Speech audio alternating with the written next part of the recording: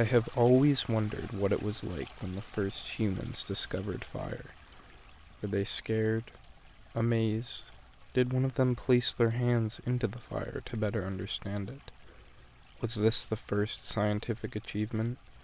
I think, at the very least, it would have been one of the first instances of humans discovering the unknown, and the unknown terrifies me. My face burned in the earliest memory of me crying, the first day of kindergarten.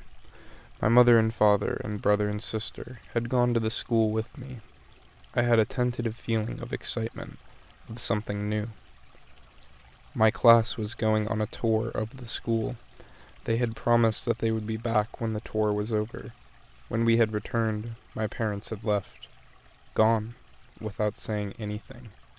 I wasn't sure if I would ever see them again. Was I doomed to be in this school forever? So I cried. I cried and cried until my face hurt. I cried until I had no tears left to cry with. I cried until I was choking on my own tears and distress.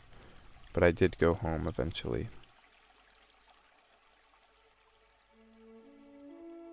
Near my house there are a few burnt-out buildings. They have been there for as long as I can remember. I have no idea how they got there. Just that at some point, someone's life was ruined as the uncontrollable fire destroyed their lives. I remember the first time I ever watched 2001: A Space Odyssey. Well, I didn't really watch it. I only watched the first half hour or so. The part where it's just a bunch of chimps running around. Or maybe they're early humans. I just know that they're not monkeys. My mom had told me to watch it. I hated it.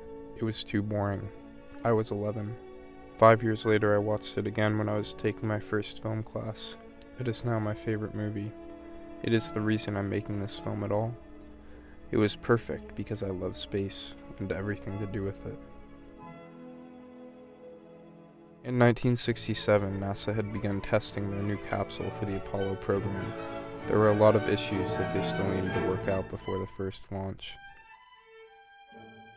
On January 27th of that year, they were performing a test of the spacecraft's basic systems, with all 3 astronauts inside the capsule. One of the issues was that the hatch was not designed to be opened quickly in an emergency. Another was that the inside was pumped entirely of pure oxygen. Pure oxygen is extremely flammable. There was a spark.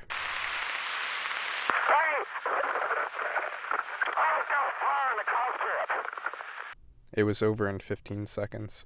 All 3 of them died of smoke inhalation, choking to death.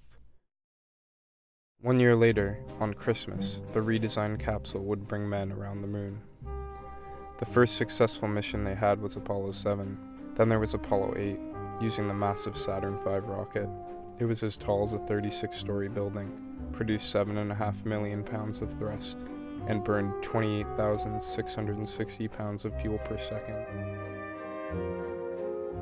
The fire beneath the astronauts ignited and blasted them 250,000 miles away from home, just to find out what was there.